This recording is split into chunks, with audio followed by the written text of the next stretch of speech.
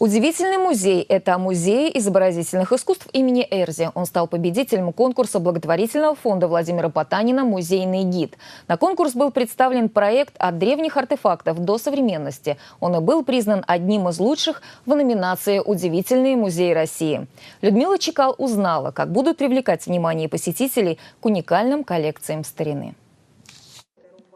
На конкурс «Музейный гид» сотрудники музея Эрзи отправили проект заведующей отделом декоративно-прикладного искусства Натальи Челмакиной «От древних артефактов до современности». В нем Наталья рассказала о том, как уникальные коллекции старины сделать еще доступнее и ближе всем, кто интересуется историей и народной культурой. За время экскурсии познакомиться с каждым предметом богатых музейных фондов просто нереально. Но это можно сделать через интернет-ресурсы, которые и будут созданы на средства гранта. Средства гранта будут направлены на то, чтобы сформировать информационный ресурс.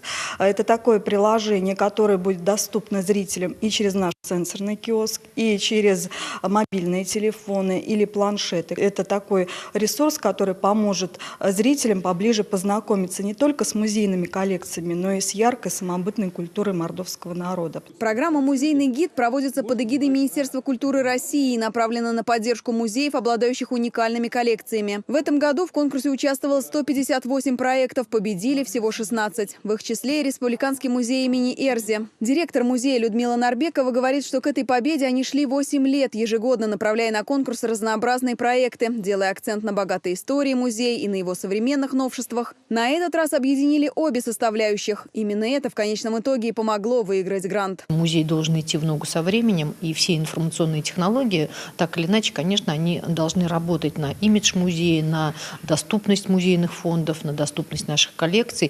И, конечно, чтобы это было удобно посетителю. Даже есть еще некоторые задумки по 3D-моделям с археологических украшений, потому что они действительно такие уникальные и очень дизайнерски интересные. Музей имени Эрзи хранит много уникальных коллекций. В одном только зале мордовской культуры представлено свыше 600 произведений народного искусства, многие из которых существуют в единственном экземпляре. Свадебные сундуки древних эрзян, каждый из которых аутентичен, праздничный наряд женщин народа Шокша, бронзовые украшения Макшан, найденные во время археологических раскопок. А сколько еще предметов хранится в запасниках музея. Узнать о каждом экспонате все до мельчайших подробностей. Совсем скоро это станет реальностью.